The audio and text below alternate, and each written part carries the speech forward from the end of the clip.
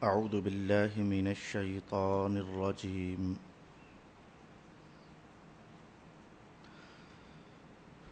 بسم الله الرحمن الرحيم.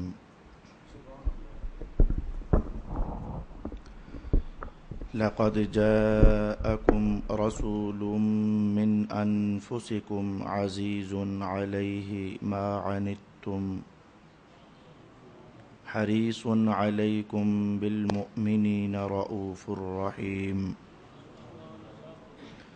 فإن تولوا فقل حسبي الله لا إله إلا هو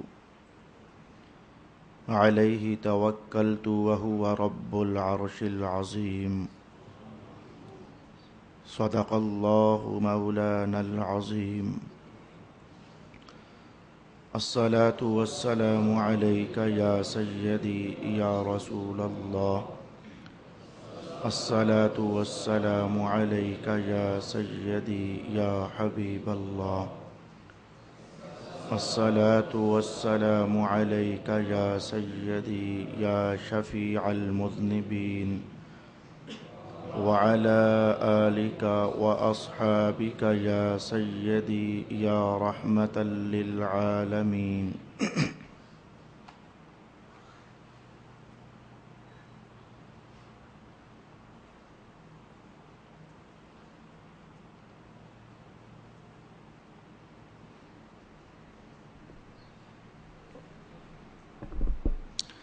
بے شک تمہارے پاس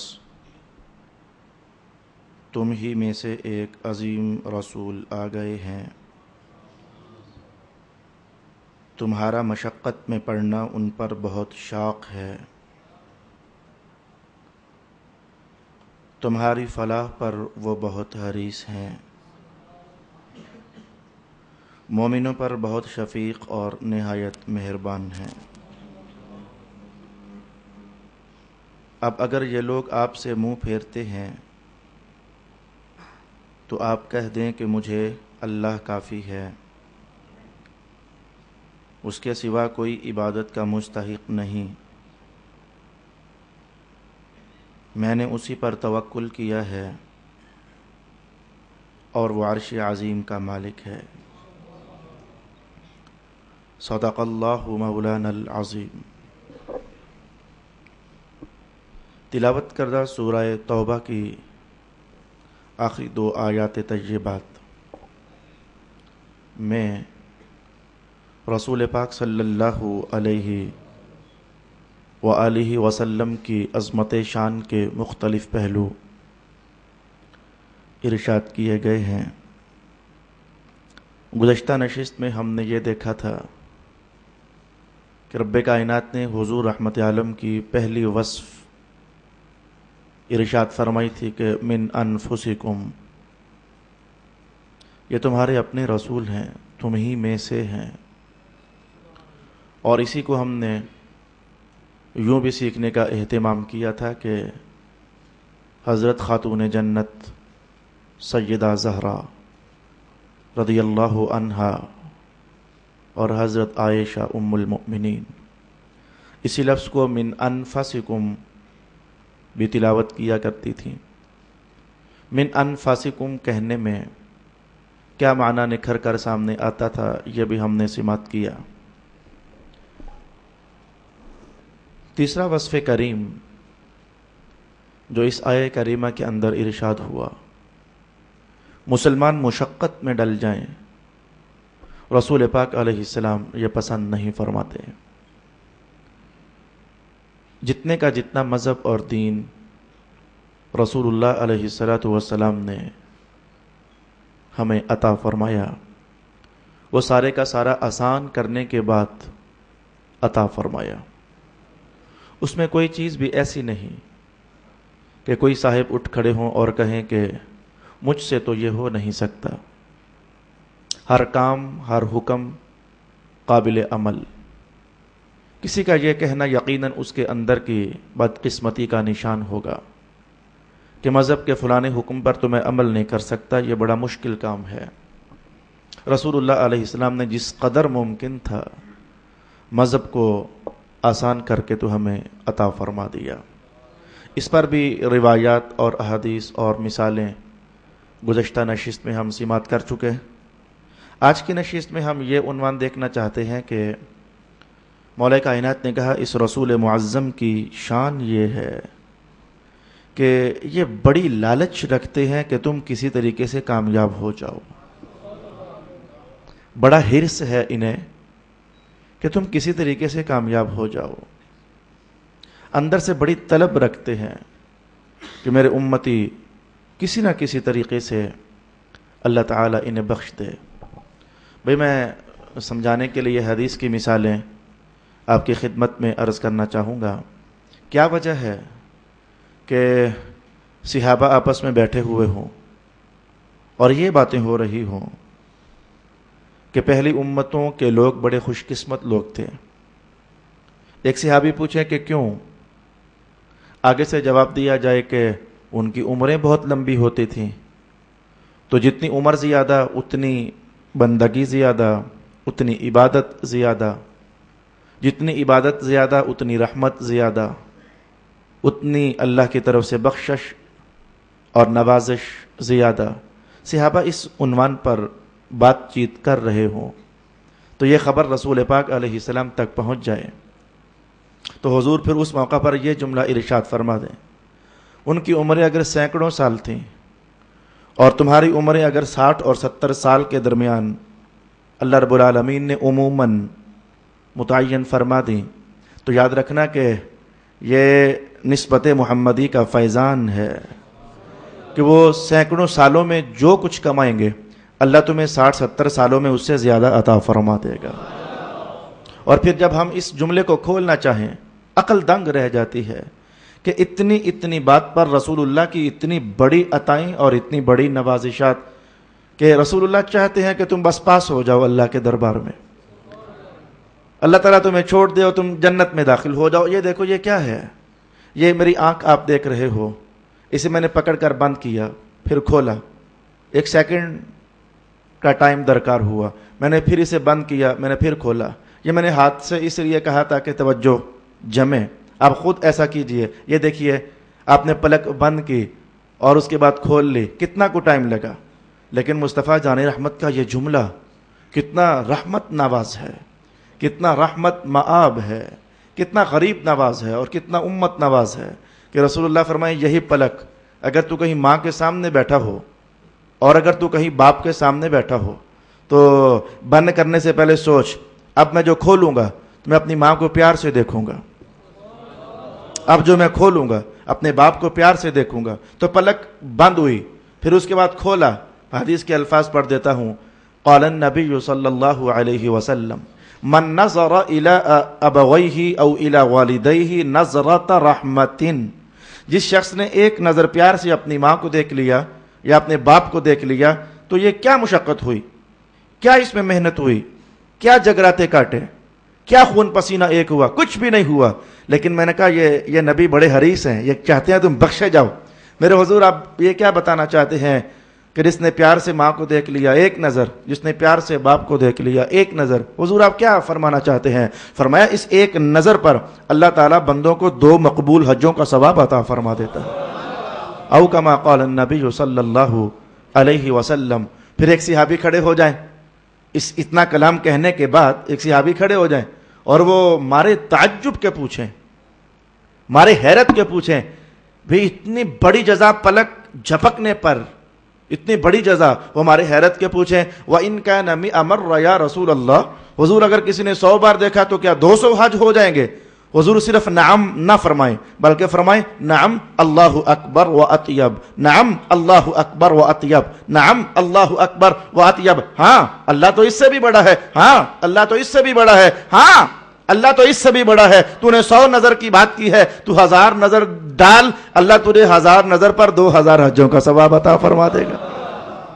یہ راز کیا ہے؟ رب کائنات نے ارشاد فرمایا حریص علیکم، یہ تو چاہتے ہیں تم بخشے جاؤ، یہ تو چاہتے ہیں کہ اگر پلک جھپکنے پر، فرما برداری ہے نا رسول اللہ کی، تابعداری ہے، نسبت ہے رسول پاک علیہ الصلوۃ والسلام کی، اگر پلک جھپکنے پر بھی میرے منہ سے بول نکل جائے اور تمہیں بخشش میسر ہو سکتی ہے تو اے اللہ دے دے پھر 2 حجوں کا ثواب، اے اللہ پھر دے دے اسے پھر 2 حجوں کا ثواب. یا پھر یوں سمجھیے، میں مثال نمبر 2 کہہ دیتا ہوں تاکہ بات ہم سمجھیں کہ ہمارے آقا کتنے حریص ہیں کہ میرے امتی بخشے جائیں، کتنے حریص ہیں. میں یوں مثال کہتا ہوں، ایک صاحب ہیں، وہ آج انہوں نے فجر کے وقت سحری کھائی تو پھر وہ بھوکے رہنا شروع ہو گئے، پھر انہوں نے سارا دن پیاس کاٹ لی، پھر روزے کی حالت میں انہوں نے ساری نمازیں پڑھ لی، پھر روزے کی حالت میں انہوں نے درود و سلام پڑھ لیا.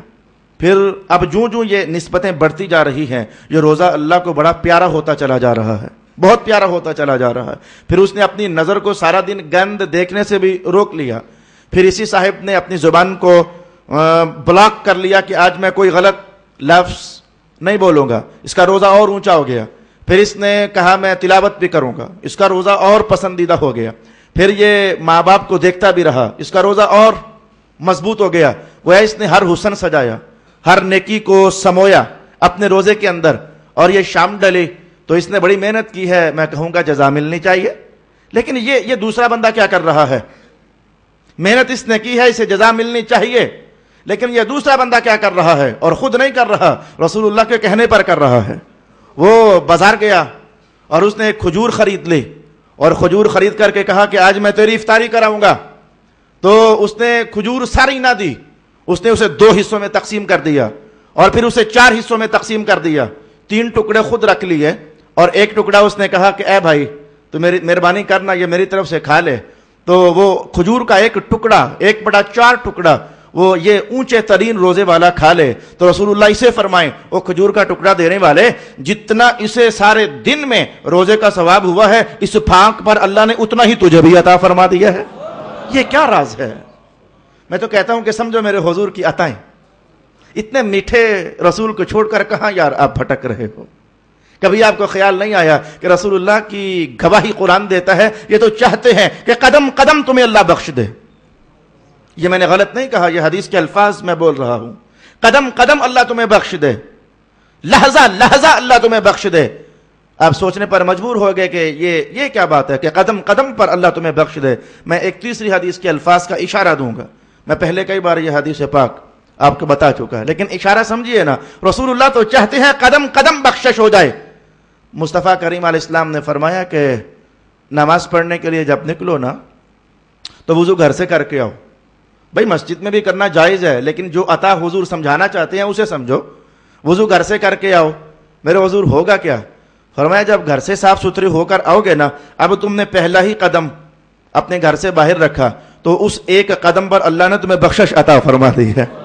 تم نے پھر ایک اور قدم اٹھا لیا، اللہ نے ایک بار پھر بخشش عطا کر دی. تم نے ایک اور قدم اٹھایا، اللہ نے گناہوں سے پھر بخشش عطا کر دی. اسی لیے وہ جمعے کی حدیث آپ کو یاد ہونی چاہیے جس میں رسول اللہ علیہ السلام نے فرمایا تھا مشا ولم یرکب. جو شخص جمعہ پڑھنے کے لیے جائے نا، اسے چاہیے کہ پیدل جائے، سوار ہو کر نہ جائے. حالانکہ سوار ہو کر آنا بھی جائز، مشکلات ہیں، عذر ہیں، دور سے آنا ہے، جائز ہے، لیکن جس کے لیے میسر ہے فرمایا کہ وہ پیدل جائے اور سوار ہو کر نہ جائے. تو پوچھنے پر یہ بتا دینا کہ جب یہ جمعے کے لیے نکلا تھا تو پھر کچھ مٹی کہیں سے اڑی تھی، وہ اس کے پاؤں پر پڑ گئی تھی. تو حضور کا یہ فرمانا کہ اللہ کے راستے میں جو شخص نکل پڑا ہے، اس کے پاؤں میں یا جہاں مٹی پڑ گئی ہے، اللہ پاک اس حصے کو دوزخ پر حرام فرما دیتا ہے. او کما قال النبی صلی اللہ علیہ وآلہ وسلم. میں کون سی مثال آپ کے سامنے لاؤں، میں کون سی حدیث. اب 10-12 سال ہو گئے آپ کو مذہب کی یہ سوغاتیں لیتے لیتے، مذہب کی یہ خیرات سمیٹتے سمیٹتے آج اتنا کافی ہے کہ رب کائنات نے ارشاد فرمایا لقد جاءکم رسول من انفسکم. تبھی تو فرمایا ہے کہ رسول، اور یہ بڑے عظیم و شان رسول ہیں. اس جملے کو بھی میں کیسے سمجھاؤں آپ کو، اس جملے کو بھی میں کیسے سمجھاؤں. یہ بعض اوقات گھٹیا مثال ہوتی ہے لیکن سمجھانا کتنا آسان ہو جاتا ہے. میں آپ میں سے کسی صاحب سے کہتا ہوں، یہ بڑی کم درجے کی، اس کا وزن ہی کوئی نہیں مثال کا، لیکن میں کہتا ہوں کہ یہ دیکھو ذرا، میں کسی صاحب کو کھڑا کروں اور جا کر کہوں کہ یہ میرا لیٹر لے لو اور مہربانی کرو آج کہیں جا کر زرداری صاحب کو دے دو، آج کی ملاقات میں تو آپ کی بڑی مہربانی ہوگی. وہ ہنسے گا، مذاق اڑائے گا، مولانا ملاقات زرداری سے میری، اور رہنے دو، پاگل ہو گئے ہو کیا، 100 طرح کے تانے مارے گا. تو تو ایک چھوٹا سا بندہ ہو اور وہ تمہارا نوکر ہو. یہ تمام سربراہ یہ نوکر ہوتے ہیں پبلک کے. یہ میں نہیں کہتا ہوں, رسول اللہ علیہ السلام نے فرمایا کہ سید القوم خادمہم, جو سربراہ ہوتا ہے یہ نوکر ہی تو ہوتا ہے, اس نے کام کرنے ہوتے ہیں پبلک کے, اپنی رعایا کے, اپنے عوام کے. تجھے ایک نوکر ہو ذرا اونچی کرسی پر بیٹھ جائے تو میں کہوں گا تمہارے لیے اس سے ملاقات کرنا اچنبھا لگے, تعجب لگے, یہ کیسے ممکن ہے. لیکن یہ دیکھو رب کائنات نے کہا رسول, اونچا رسول اتنا ہے کہ عرش معلی پر بیٹھا نظر آئے. لیکن نوازش کا حال یہ ہے کہ مدینہ کی مسجد میں تمہارے ساتھ مٹی پر تشریف فرما ہو جاتے ہیں. میں کہا کتنا کتنا پیار ہے, کتنی عطا ہے, کتنی بانٹ ہے کہ عرش الہی کا راہی رسول, اور جب نوازش پر ہوں تو وہ تمہارے ساتھ مسجد کی مٹی پر بیٹھ جائیں, وہ تمہارے ساتھ مسجد کی پھوڑیوں پر بیٹھ جائیں. ارشاد گرامی ہوا لقد جاءکم رسول من انفسکم عزیز, تبھی تو کہا ہے بڑے اونچے لیکن ہے تو تمہارے اپنے ہی نا. من انفسکم عزیز علیہ ما عنتم حریص علیکم بالمؤمنین رؤوف الرحیم. میں تھوڑی دیر کے بعد شاید پلٹ آؤں دوبارہ اسی پہلے حصے کی طرف, لیکن میں چاہتا ہوں کہ ایک بار آج اس سورت کا اختتام چونکہ میں کرنے کا ارادہ رکھتا ہوں تو ایک بار ذرا آیات کو اینڈ تک سمیٹ کر ہم پھر واپس پلٹ آئیں. موقع میسر ہوا تو میں کچھ مزید معروضات آپ کی خدمت میں بیان کر دوں گا. فَإِن تَوَلَّوْا فَقُلْ حَسْبِيَ اللَّهُ فَإِن تَوَلَّوْا فَقُلْ حَسْبِيَ اللَّهُ. رحمتوں کا ہجوم بھی دیکھنا اور بدبختگیوں کا اندھیرا بھی دیکھنا. ایک طرف رحمتوں کا ہجوم اور ایک طرف بدبختگیوں کا اندھیرا. اتنی شانوں والے رسول, وہ پلک جھپکنے پر بخششیں بانٹیں. اتنی عطاؤں والے رسول, وہ قدم اٹھنے پر بخششیں تقسیم فرمائیں. اور اتنی نوازشات والے رسول, ایک ایک جملہ بولنے پر تمہیں اللہ تعالیٰ کی طرف سے جنت کی نویدیں سنائیں, اور پھر مدینہ کے ماحول میں بیٹھیں اور پھر اچانک قرآن بولے محبوب. اب یہ جو لوگ ہیں نا یہ والے, اگر یہ اب بھی آپ کی طرف توجہ نہ کریں تو بس ٹھیک ہے, آپ ان سے کہہ دیں مجھے اللہ ہی کافی ہے.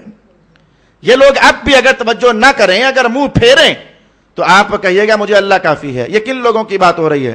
یہ مدینہ کے منافقین کی بات ہو رہی ہے کہ جو اب بھی رسول اللہ کو سمجھ نہ سکے, جو اب بھی رسول اللہ کو پہچان نہ سکے, جو اب بھی مصطفیٰ جان رحمت کو اپنے دل میں بسا نہ سکے, جن کے ذہنوں میں اب بھی رسول مکرم صلی اللہ علیہ وآلہ وسلم کے لیے جگہ نہ بن سکی, یہ دشمنی پر تلے رہے اور اب بھی تلے ہوئے ہیں. تو مولا کائنات نے کہا کہ ایسے میں محبوب آپ ان کو بتا دیجئے, آپ کو کیا لگے, آپ کا کیا جائے گا ان کی دشمنی سے, آپ کا کیا بگڑ جائے گا. یہ 9 سال تو ہو گئے یہ دشمنیاں کرتے کرتے انہیں منافقین کو. یہ غزوہ تبوک کے موقع پر اترنے والی آیات ہیں, اور یہ 9 ہجری میں غزوہ تبوک واقعہ ہوا تھا. اب صرف 1 سال پیچھے رہ گیا ہے, رسول اللہ علیہ السلام نے رہنا ہے اور اس کے بعد اللہ کا پھر سے مہمان بن جانا ہے. تو میں نے کہا کہ 9 سال گزر گئے, رسول اللہ علیہ السلام کو قریب سے دیکھا, دور سے دیکھا, حضور کے قول میں جھانکا, حضور کے فرمان میں نظر ڈالی, حضور کے معجزات کا حسن دیکھا, مصطفیٰ جان رحمت کا بندہ نواز ہونا انہوں نے دیکھا اور بندہ پرور ہونا دیکھا. لیکن 9 سال میں بھی رسول اللہ کے لیے دل میں جگہ نہ بنا سکے. تو مولا کائنات نے کہا بس ٹھیک ہے, پھر آپ انہیں فرما دیجیے حسبی اللہ, میرے لیے تو اللہ ہی کافی ہے. تم اگر میری نبوت کا اقرار نہیں کرتے ہو تو میری نبوت کی گواہی کے لیے اللہ کافی ہے. علیہ توکلت, میں نے اسی پر بھروسہ کیا. وہو رب العرش العظیم, اور وہی رب ہے عرش عظیم کا. میرے دوست یاد رکھنا کہ مذہب کی دنیا میں قدم رکھو, ضرور رکھو, میں یہ نہیں کہتا کہ نہ رکھو, لیکن لفظ اگر استعمال کرنا چاہتا ہوں. اگر مذہب کی دنیا میں بڑھنا چاہتے ہو تو یاد رکھنا کہ جہاں اللہ کی رحمتوں کے پھول برستے ہیں تو وہاں مذہبی بندے کے لیے دشمنیاں بھی کوئی کم نہیں ہوتی ہیں, کوئی مخالفتیں بھی کچھ کم نہیں ہوتی ہیں. اور مذہبی ہونے کے بعد اگر اللہ نے آپ کو منصب تبلیغ پر بٹھا دیا, آپ مبلغ بن گئے, مصطفیٰ جان رحمت کے مذہب کے پرچاری آپ بن گئے, تو پھر ایسے میں یاد رکھنا کہ یہ دیکھو تصویر ہے رسول پاک علیہ السلام کی. تمام عظمتیں رسول اللہ کی ذات میں جمع ہیں, تمام اللہ کی عطائیں رسول اللہ کی ذات میں جمع ہیں, تمام تاثیریں حضور کے اقوال میں رب کائنات نے جمع فرما دی, تمام جذب اور کیف اور سرور اور مستیاں اللہ رب العالمین کے حضور کے وجود اقدس میں جمع فرما دی ہیں، اتنی رعنائیوں کے باوجود، اتنی دل ربائیوں کے باوجود، اتنے حسن کے باوجود، اتنی تجلیات کے باوجود آپ محسوس کرتی ہیں کہ یہ منافق طبقہ پھر بھی رسول اللہ سے آنکھ پھیر رہا ہے، یہ منافق طبقہ پھر بھی رسول اللہ سے قریب ہونے سے کنی کترا رہا ہے، اب بھی یہ زہر اگلتا ہے۔ میاں اگر سب سے اونچے اللہ کی ذات کے بعد ہوں، وہ جملہ کتنا اچھا ہے، وہ کتنا اچھا جملہ ہے، خوبصورت جملہ ہے، بعد از خدا بزرگ توئی، قصہ مختصر۔ بھی اللہ کے بعد اگر کوئی اونچا نظر آئے اس کائنات عالم کو تو میں کہوں گا کہ مصطفیٰ کریم صلی اللہ علیہ وسلم ہو۔ لیکن ان کی تبلیغی راہوں میں یہ دیکھو آج بھی 9 سال گزر گئے مدینہ کے ماحول میں، تو آج بھی مخالفت چل رہی ہے، اور اگر کل کہا جائے تو 62 سال تقریباً گزر گئے، اور آج بھی دشمنیاں لوگ ختم نہیں کر رہے ہیں، آج بھی مخالفتیں لوگ ختم نہیں کر رہے ہیں۔ میں تو آپ کو ایک مختصر سبق کہنا چاہتا تھا، اگر حضور کے مذہب کی خدمت کی دنیا میں میرے دوست آئے ہو تو پھر ذرا ذہن اتنا کو بنانا کہ تمہیں شاید کوئی توئی بھی کہہ دے، شاید تمہارے پر کوئی تبرہ بازی بھی کر دے، شاید تم پر کوئی تہمت بھی لگا دے، شاید تمہاری کوئی لیگ پولنگ بھی کر دے، شاید سرے بازار تمہاری پگڑی بھی اچھال دی جائے، ہو سکتا ہے کہ تمہارے دامن میں کیچڑ کا تھوپا اٹھا کر کے تو پھینک دیا جائے تاکہ تمہاری شخصیت کو ڈیگریڈ کر دیا جائے، تاکہ تمہیں گرا دیا جائے، اور تاکہ تمہیں لوگوں کی نظر میں ذلیل و رسوا کر دیا جائے۔ ایسے میں اگر تم ایسے ہو، تم سے ایسا ہوا، تو ایسے میں تمہارا سبق کیا ہوگا، ایسے میں تمہارا ٹارگٹ کیا ہوگا؟ یہ الفاظ یاد رکھو اور خوب یاد رکھو۔ رب کائنات نے اپنے محبوب پاک کو آخر میں یہی فرمایا کہ کہہ دیجئے، اعلان کر دیجئے، حسبی اللہ علیہ توکلت وہو رب العرش العظیم، میری تمام امیدوں کی جگہ اللہ ہے، وہ میرے لیے کافی ہے، میرا بھروسہ اس پر ہے، میری توکل اس پر ہے، میری مدد اسی کی طرف سے ہے، اور وہی ہے رب عرش عظیم کا۔ یہ مختصر پیغام کہنے کے بعد میں چاہتا ہوں کہ اس سورت کا اختتام کچھ میٹھے بولوں پر ہو جائے، اس سورت کا اختتام کچھ محبت کے راز پر ہو جائے۔ اس میں ایک راز چھپا ہوا ہے محبت کا، بس اب دل کا آئینہ ذرا صاف کیجئے تاکہ محبت کا وہ راز ہم وہاں لکھ سکیں۔ یہ 2 آیتیں کیا ہیں؟ یہ کون سا محبت کا راز ہے جو ان 2 آیتوں کے اندر چھپا ہوا ہے؟ اللہ اکبر۔ آج مدینہ شریف میں ایک یہودی شخص تھا، میرا میٹھا کلام شروع ہو گیا، میں نے کہا میٹھے بول پر ہم اس سورت کا اختتام کریں گے تاکہ رسیلی آواز، حضور کا رسیلا کلام سن کر کے ہم اگلی سورت شروع کرنے کا اہتمام کر سکیں۔ ایک یہودی منڈی میں کھڑا تھا اور وہ گھوڑا بیچنا چاہتا تھا۔ ایک حدیث کے الفاظ میں گھوڑے کے لفظ ہوئے اور دوسری حدیث کے الفاظ میں اونٹ کا لفظ وارد ہوا، تو وہ بولی لگانے والوں کو تلاش کر رہا تھا کوئی میرا گھوڑا خرید لے، تو اسی اسنا میں مصطفیٰ کریم علیہ السلام کو بھی ایک گھوڑا چاہیے تھا۔ تو رسول اللہ علیہ السلام نے اس سے پوچھا گھوڑا بیچے گا؟ اس نے کہا بیچوں گا۔ سودا ہو گیا۔ تو یہ سودا اچانک ہو گیا، حضور گھر سے زر ساتھ لا نہیں سکے تھے، سودا طے ہو گیا تو فرمایا کہ اچھا ٹھیک ہے آ میرے ساتھ، میں تجھے پیسے دے دیتا ہوں۔ یہودی گھوڑا پکڑ کر پیچھے تو رسول اللہ علیہ السلام تیز چلے تاکہ مجھ پر ایک ذمہ داری ہے، میں نے پیسے دینے ہیں۔ حضور کی جاتے جاتے حضور کی سیرت سے یہ سبق بھی سیکھو، یہ پیسے دبانا یہ بڑی غلیظ حرکت ہے۔ میں کہوں گا یہ دیکھو ابھی آہستہ بھی جاتے تو دے ہی دینے تھے، لیکن حضور تیز چلے، بھئی میں نے قرضہ اتارنا ہے اپنا، تو یہ قرضہ یا بوجھ یا ذمہ داریاں یا دین یا اوروں کا حق نبھانا، رسول اللہ علیہ السلام بڑی تیزی اس میں دکھایا کرتے تھے۔ گھر گئے، پیسے لیے، تو چونکہ تیز چلے تھے یہودی پیچھے رہ گیا۔ حضور جب پیسے لے کر پلٹے تو دیکھا کہ وہ یہودی ایک اور بندے کے ساتھ سودا کر رہا ہے، یوں کہیے کہ جیسے اس نے ریٹ زیادہ لگا دیا ہو تو اس کو دینا چاہتا ہے۔ رسول اللہ علیہ السلام نے وہ پیسے لیے اور کہا یہ لو اور مجھے گھوڑا دے دو۔ کہنے لگا یہودی کہنے لگا کون سا گھوڑا؟ فرمایا یہ گھوڑا۔ کہا کہ کیوں دے دوں؟ کہا تیرا میرا سودا ہوا ہے۔ وہ کہنے لگا نہیں کوئی سودا میرا تیرا نہیں ہوا، آپ جائیے، میرا کوئی سودا آپ سے نہیں ہوا۔ حضور رحمت عالم نے فرمایا بھائی سودا ہوا ہے، ہم نے اتنے پیسے طے کیے ہیں، سودا ہوا ہے۔ اس نے کہا نہیں سودا ہوا۔ وہ بات جب ہوا نہ ہوا میں بڑی، 2-4 بندے اکٹھے ہو گئے، 2-4 اور اکٹھے ہو گئے، سارے دیکھ رہے ہیں عجیب معاملہ ہے، رسول اللہ ہے وہ جنہوں نے کبھی جھوٹ نہیں بولا، تو یہ کہتے ہیں سودا ہوا ہے، یہودی کہتا ہے سودا نہیں ہوا ہے۔ خاموشی سے منظر دیکھ رہے ہیں، ایسے میں مجمع کے ادھر سے آواز آئی ہٹو نا ذرا ہوا کیا ہے. وہ لوگوں نے پلٹ کر دیکھا تو خزیمہ آ رہے تھے ادھر سے. انہوں نے کہا ہٹو نا ہوا کیا ہے. کسی نے کہا ہوا نا کیا تھا.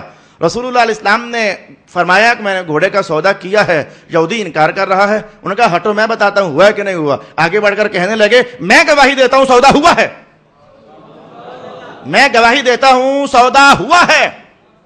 اللہ اکبر. رسول اللہ علیہ السلام نے خزیمہ کو دیکھا اور پوچھا کہ خزیمہ پیارے تو تھا نہیں, تیرے سامنے ہوا نہیں, تو تھا نہیں, تو کیوں کہتا ہے سودا ہوا ہے. کہا حضور ہر شے دیکھ کر تھوڑی ہوتی ہے, ہم نے آپ کے کہنے پر نہ دیکھے رب کو بھی تو مان ہی لیا ہے نا. آپ نے کہا رب ہے, ہم نے کب دیکھا تھا, ہم نے مان ہی لیا ہے نا. تو اگر آپ کے کہنے پر معبود کو مان لیا, یہ گھوڑا کیا ہے حضور میں کہتا ہوں سودا ہوا ہے. رسول اللہ علیہ السلام اس محبت پر خوش ہوئے. ایک انعام دیا جو آپ سوچ کر حیران ہو جاؤ گے, یہ کیا انعام ہوا, یہ کیا انعام ہوا. جملہ میں آخر میں بولوں گا. انعام دیا حضور نے. رسول اللہ علیہ السلام نے فرمایا کہ خزیمہ یہ جب کوئی مسئلہ ہو تو 2 بندے مرد ملیں تو وہ پھر جا کر نصاب گواہی کا پورا ہوتا ہے. گواہی تب پوری ہوتی ہے جب 2 بندے گواہی دیں. تمہارے نکاح ہوتے ہیں نا, 2 بندوں کی گواہی کم از کم ضروری ہوتی ہے. میں خزیمہ تو میرا اکیلا ہی 2 کے برابر ہے. حضور نے یہ انعام دیا. کسی کو کوئی سمجھ نہ آئی کہ یہ کیا انعام ہوا, کوئی سمجھ نہ سکا یہ کیا انعام ہوا, تو اکیلا 2 کے برابر. آج جب مدینہ میں رسول اللہ علیہ السلام جا چکے تھے اللہ کے ہاں اور خلافت ابو بکر کا دور تھا, تو حضرت عمر کہنے لگے امیر المومنین ابو بکر مہربانی کریں ایک رائے ہے. پوچھا کیا. فرمایا قرآن محفوظ ہے, چمڑوں پر لکھا ہوا ہے, ٹکڑوں پر ہے, پتھروں پر ہے, ہڈیوں پر ہے, کھجور کے پتوں پر ہے, شاخوں پر ہے. اگر آپ مہربانی کر کے ایک کتاب کی شکل تیار کروا دے تو بڑی مہربانی ہوگی. ابو بکر نے انکار کیا, کہا نہیں, جو کام رسول اللہ نے نہیں کیا میں نہیں کروں گا. لیکن آپ مسلسل کہتے رہے. پھر ایک وقت ایسا آیا کہ حضرت ابو بکر کا دل اس عنوان پر کھل گیا جو عنوان ابو عمر کہہ رہے تھے. تو ابو بکر نے کہا ٹھیک ہے عمر, تو اور زید مسجد کے دروازے پر بیٹھ جاؤ اور اعلان کر دو کہ آیتیں لاؤ, جس کے پاس رکوع ہے وہ رکوع لائے, جس کے پاس سورت ہے وہ سورت لائے. لیکن ایک بندے کا لایا ہوا کلام قبول نہ کرنا. کم از کم 2 بندے کہیں کہ ہم نے سنا ہے رسول اللہ سے, پھر لکھنا. 2 بندے کہیں تو پھر لکھنا. عمر کہتے ہیں میں اور زید دروازے پر بیٹھ گئے مسجد کے. اعلان ہو چکا تھا, صحابہ آ رہے تھے. کوئی سپارہ لاتا ساتھ 2 گواہ, کوئی سورت لاتا تو 2 گواہ, کوئی آیت لاتا تو 2 گواہ. سارا قرآن لکھ لیا. تو یہ 2 آیتیں رہ گئیں جو آج میں آپ کے سامنے پڑھ رہا ہوں. لَقَدْ جَاءَكُمْ رَسُولٌ مِّنْ أَنفُسِكُمْ عَزِيزٌ عَلَيْهِ مَا عَنِتُّمْ حَرِيصٌ عَلَيْكُمْ بِالْمُؤْمِنِينَ رَءُوفٌ رَحِيمٌ. یہ 2 آیتیں رہ گئیں اور کوئی صحابی بول نہیں رہا. ایسے میں حضرت خزیمہ آئے اور آ کر کہنے لگے امیر المؤمنین میرے پاس 2 آیتیں ہیں. عمر نے کہا گواہ لاؤ. کہ تم نے بھی سنی ہے, کسی اور نے بھی سنی ہے.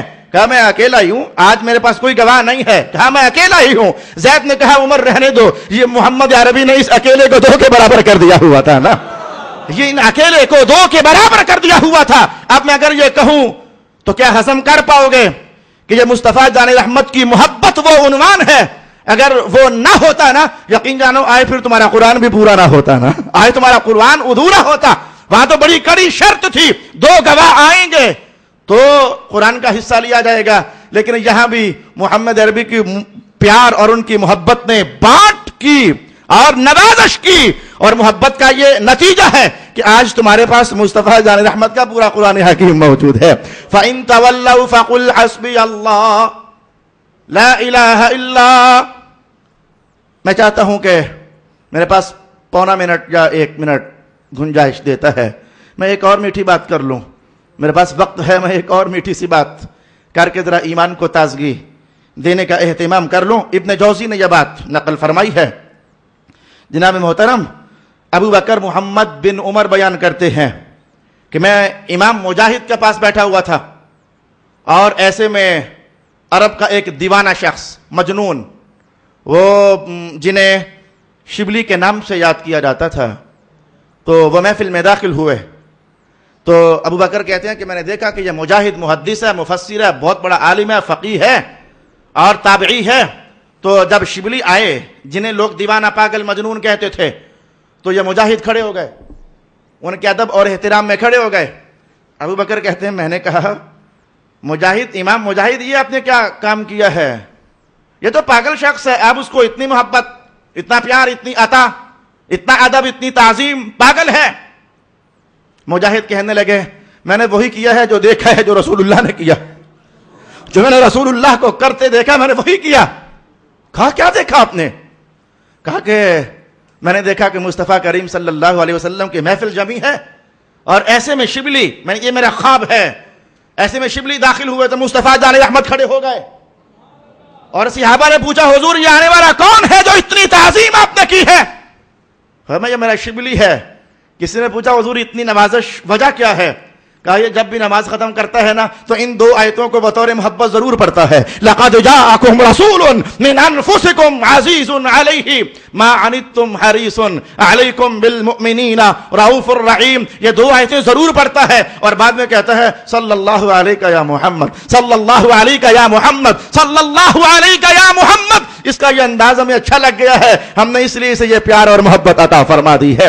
اس پر ائمہ تفسیر نے کہا کہ وہ کرم کا دروازہ آج بھی کھلا ہے، بند نہیں ہے، اور رسول اللہ کی عطا کا دروازہ آج بھی کھلا ہے۔